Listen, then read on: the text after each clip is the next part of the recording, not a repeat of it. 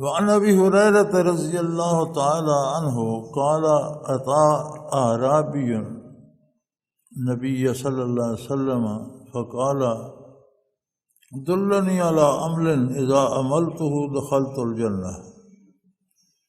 حضرت ابو ہریرہ رضی اللہ تعالی عنہ روایت کرتے ہیں کہ رسول اللہ صلی اللہ علیہ وسلم کی خدمت عالی میں ایک اعرابی یعنی دیہاتی حاضر ہوا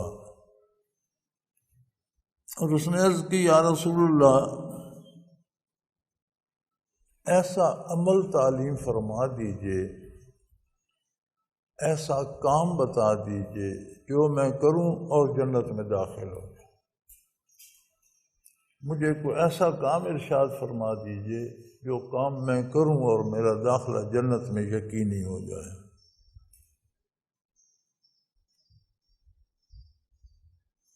قال تعبد اللہ ولا تشرک به شیئا۔ حضور اکرم صلی اللہ علیہ وسلم نے فرمایا کہ اللہ کی عبادت کر اور کسی کو اس میں شریک نہ کر۔ عقیدہ اور عمل دونوں اس میں آ گئے۔ لفظ عبادت جب آتا ہے تو اس کا مطلب ہوتا ہے غیر مشروط اطاعت، اور غیر مشروط اطاعت صرف اللہ کی کر، کسی کو اس میں حصے دار نہ بنا۔ تو گویا سارا معاملہ عقیدے کا اس میں حل ہو گیا۔ پھر فرمایا وَتُقِيمُ الصَّلَاةَ الْمَكْتُوبَةَ، اور فرض نمازیں قائم کر، ادا کر۔ غور فرمانا چاہیے ہمارے ان بھائیوں کو جو نماز کی پرواہ نہیں کرتے۔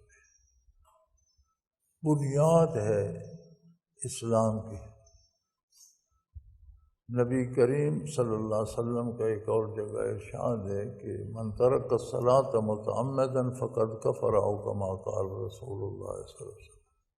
جس نے جان بوجھ کر نماز چھوڑ دی، بغیر عذر شرعی کے چھوڑ دی، اس نے کافروں جیسا عمل کیا۔ یہ تو کافر کا کام ہے کہ وہ نماز نہیں پڑھتا۔ تو یہ بنیاد ہے اسلام کی، اور کردار کی اصلاح کے لیے از حد ضروری ہے۔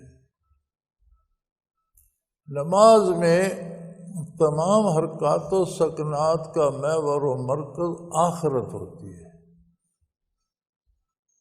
دنیا کی نعمتیں دے لیکن آخرت کے ساتھ، یعنی حلال اور جائز دے، حرام اور ناجائز سے بچا تاکہ میری آخرت خراب نہ ہو۔ جب آپ نماز تک کوئی بندہ ادا نہیں کرتا تو گویا اسے آخرت کی فکر نہ رہی، اور دنیا کی فکر تو کافر بھی کرتا ہے، تو گویا اس کا رویہ ایسا ہو گیا جیسا کافروں کا ہوتا ہے۔ تو فرمایا پھر نماز کو پکا کر لے، تو کی مسئلہ قائم کر لے نماز کو، ہر حال میں، ہر جگہ، ہر وقت۔ جب نماز کا وقت ہو، صلاۃ المکتوبہ، آپ نے فرائض کی بات فرمائی۔ فرض تو کسی حالت میں جانے نہ دے۔ فرض ادا کر دیے جائے، نماز ادا ہو جاتی ہے۔ سنت ادا کرنی چاہیے کہ نبی کریم صلی اللہ علیہ وسلم نے عمر بھر اس پر عمل فرمایا ہے، اور وہ ضروری ہے۔ اور سنت چھوڑ دینے سے نماز تو ہو جاتی ہے، ثواب میں نقصان اور کمی رہ جاتی۔ اگر کوئی بندہ صرف فرض پڑھتا ہے، فجر، ظہر، عصر، مغرب، عشاء کے، اور سنت نہیں پڑھتا، تو اس کی نماز ہو جاتی ہے، وہ بے نمازی نہیں ہے۔ لیکن فرائض ادا ہو گئے، نماز ہو گئی، لیکن سنت چھوڑ دینے سے جو سنت کا اسے ثواب ہونا تھا وہ ضائع ہوتا ہے، اور سنت چھوڑ دینے سے گناہ بھی ہوتا ہے۔ سنت کے بعد نفل ہے، نفل پڑھے تو منافع ہے، مزید ثواب ہوتا ہے، نہ پڑھے تو نقصان نہیں ہوتا۔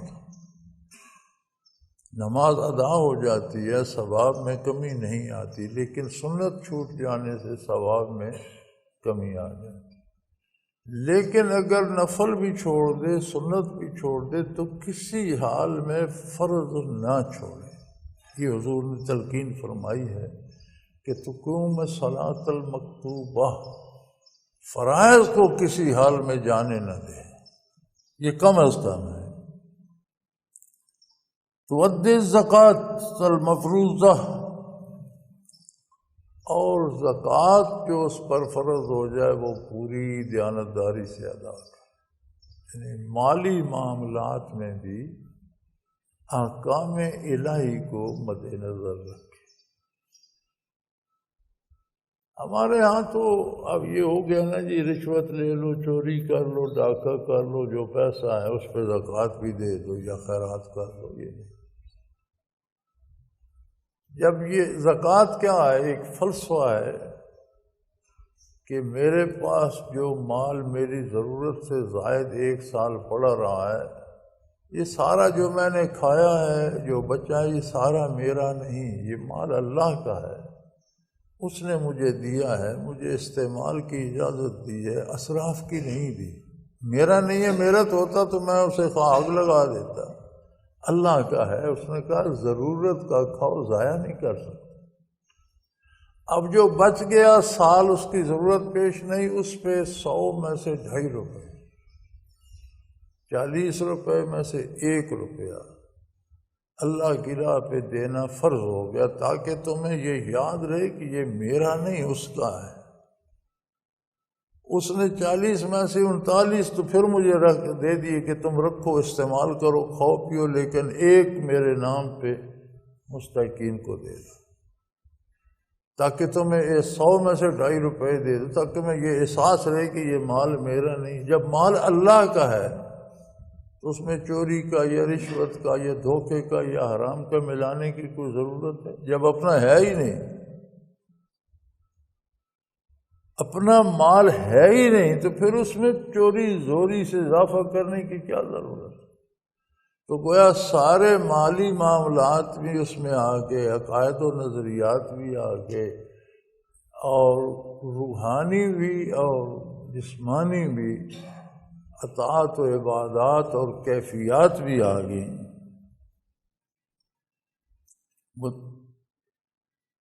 وتصوم رمضان، اور رمضان شریف کے روزے رکھو۔ حضور صلی اللہ علیہ وسلم نے 4 باتیں ارشاد فرمائیں۔ اللہ کی عبادت، اس میں کسی کو شریک نہ کرو، فرض نماز قائم کرو، اس میں کمی نہ آنے دو، فرض زکوٰۃ ادا کرو، اور رمضان کے روزے رکھو۔ اب رمضان کا روزہ کلی طور پر بندے کو یہ بتا دیتا ہے کہ نہ گھر تیرا ہے، نہ پانی تیرا ہے، نہ اناج تیرا ہے، نہ کھانا پینا تیرا ہے، نہ بیوی تیری ہے، نہ بچے، سب اللہ کا مال ہے۔ اس نے پانی پینے سے روک دیا، تو نہیں پی سکتا، جب اجازت دے گا پیے گا، تیرا نہیں ہے، اس کا ہے۔ اس نے کھانے سے روک دیا، تو نہیں کھا سکتا، جب اس نے سحری کی اجازت دی تھی تو نے کھا لیا، اس نے روک دیا، اب جب شام کو اجازت دے گا، افطار ہوگا تو کھائے گا، تیرا نہیں ہے۔ اسی طرح تمام چیزوں سے روک دیا تو پتہ چلا کہ یہ سب کچھ اس کا ہے، اس نے ہمیں دے رکھا ہے۔ اس اطاعت میں جو کیفیات روحانی ہیں، اوصاف ملوکیت حاصل ہوتے ہیں، فرشتوں جیسی صفات حاصل ہوتی ہیں، اور ان کے بدلے جو انوارات نصیب ہوتے ہیں اور اللہ کی رحمتیں نصیب ہوتی ہیں، وہ ایک الگ بحث ہے۔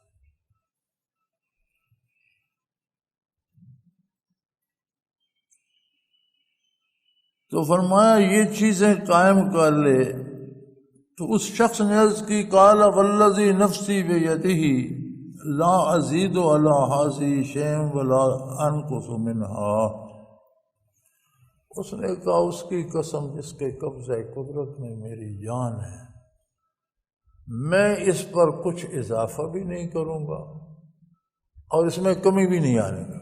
جو آپ نے ارشاد فرمایا میں اس پہ جم جاؤں گا، اس میں فالتو نوافل تسبیحات یہ وہ میں اس پہ کوئی اضافہ نہیں، جو آپ نے فرمایا اس پہ جمع ہوں، لیکن اس میں کمی بھی نہیں آنے دوں گا۔ اس نے جب اللہ کی قسم کھا کر یہ کہا، فلما ولا، تو جب وہ پیٹ پھیر کر چل دیا، قال النبی صلی اللہ علیہ وسلم من سرہ ان ينظر الى رجل من اہل الجنہ فلینظر الى ھذا، جب وہ پیٹ پھیر کر چل دیا تو حضور اکرم صلی اللہ علیہ وسلم نے فرمایا کہ جس کی خواہش ہو، جو یہ چاہتا ہو کہ کسی جنتی کو دیکھے، وہ اس شخص کو دیکھے۔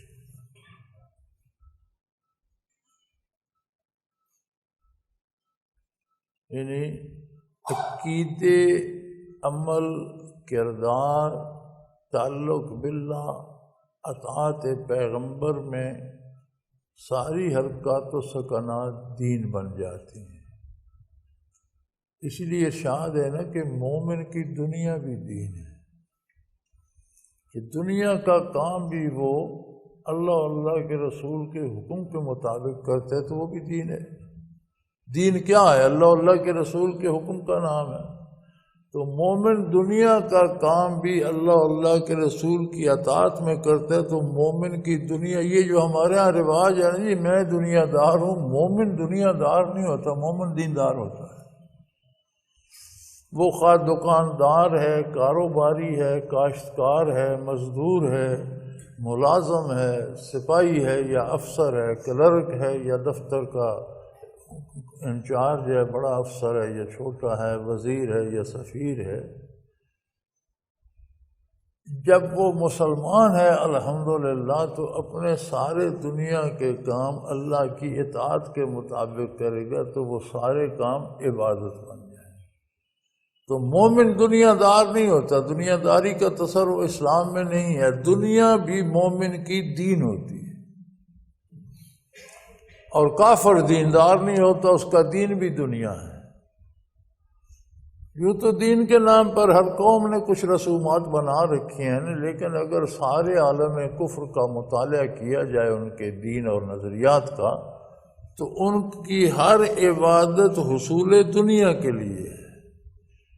یہ بت اولاد دیتا ہے، یہ دیوی بارش برساتی ہے، یہ دیوتا دولت دیتا ہے، یہ بیماریاں ٹھیک کرتا ہے، اس میں آخرت کا کوئی تصور نہیں کہ روز حساب یہ ہماری شفاعت کرے گا، قیامت کو حساب اس کو ہم نے دینا ہے، آخرت میں ہمارا یہ، ایسا کوئی تصور ہے؟ ساری دنیا کی، تو اس لیے کافر کا دین بھی دنیا ہے، یعنی دین کے نام پر جو رسومات اختیار کر لی ہیں کافر نے، وہ بھی دنیا ہے۔ اب حضور اکرم صلی اللہ علیہ وآلہ وسلم نے فرائض تک کی بات کی کہ جنت میں جانے کے لیے فرائض کی پابندی کافی ہے۔ اس سے منع نہیں فرمایا آپ نے کہ کوئی تسبیحات پڑھے، نوافل پڑھے، ذکر اذکار کرے اور دولت سمیٹے، اس سے نہیں روکا، کم از کم فرمایا کہ کم از کم جو ہے وہ فرائض، عقیدے میں بھی صاف ہو، عقیدہ بھی، عبادات بھی صاف ہوں، روزہ بھی رکھے، زکوٰۃ بھی دے، جو فرض ہے نجات کے لیے کافی ہے، وہ جنت چلا جائے گا۔ اب اس پر زیادتی کرتا ہے تو اور درجات پائے گا، سنت ادا کرتا ہے، نوافل پڑھتا ہے، تہجد پڑھتا ہے، اوابین پڑھتا ہے، سارا دن پڑھتا ہے۔ محققین لکھتے ہیں کہ نبی علیہ الصلوۃ والسلام کی عادت مبارکہ تھی کہ جب بھی بیٹھے بیٹھے فرصت ملتی 2 رکعت نفل ادا فرما لیتے۔ تہجد پابندی سے حضور پر تہجد فرض تھی، وہ تو الگ بات ہے، لیکن عام دن بھر میں بھی جیسے فرصت پاتے 2 رکعت نفل پڑھتے۔